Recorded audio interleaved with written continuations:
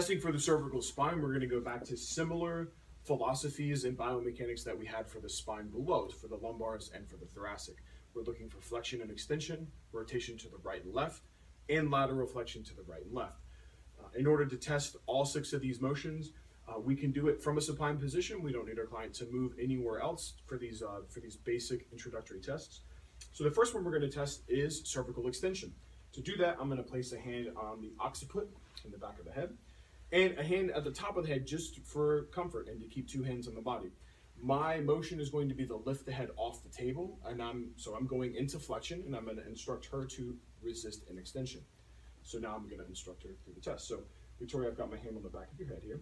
I'm going to lift it off the table, and in that attempt, you're going to push the head back and the spine back into my hand and keep it on the table for me, okay? So deep breath in, deep breath out, and resist. Great. So I just kind of drive my elbow into the table and allow that leverage to lift the head off.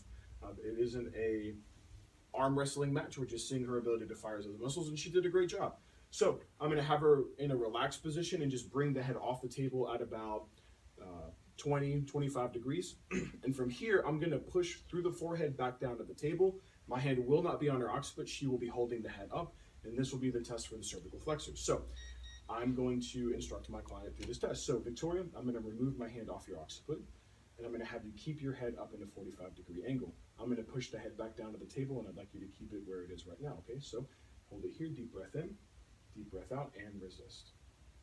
And relax. Good. So again, she did really, really great. The suboccipital space was giving out a little bit, but she did great with that test. So the next 2 tests, lateral flexion to the right and left. Very simply, I'm going to bring my hands right around the temporal area. I'm going to push into lateral flexion and have her resist back. I really want to make sure I don't drive any rotational forces through that head. So just really manage the position of the spine as you do this. So I'm going to instruct my client through this. So I am going to be pushing your head towards, or your ear towards your left shoulder. I want you to resist back to the right. So we'll be testing her right lateral flexors. So take a deep breath in, deep breath out, and resist. That's good. So now we just reverse the direction for the left side. So I'm going to bring my hand to the temporal area. I'm going to be pushing into right lateral flexion. She will be resisting with her left lateral flexors. So Victoria, I'm going to be pushing your head towards your right shoulder, and I would like you to resist back to the left one, okay? So deep breath in, deep breath out, and resist. That's good. So much harder for her to meet that engagement with her left lateral flexor. She goes a little bit into cervical flexion and some rotation, plus lifting that shoulder off just a little bit. So now we have rotation. So for rotation, we definitely want to create hand placement that encourages rotational movement. So my left hand is on her occiput, specifically on the left side, where my other palm is going to be in the area of the sphenoid and frontal bone, pushing into rotation. So we're basically getting this rotational vector that's forcing her to resist through her rotatory muscles.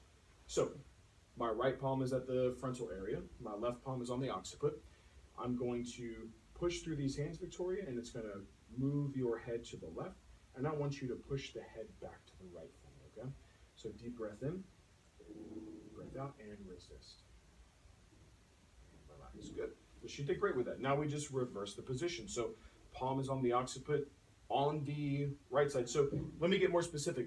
I'm actually on the mastoid process of the temporal bone. That's the best place to get the rotational leverage I want.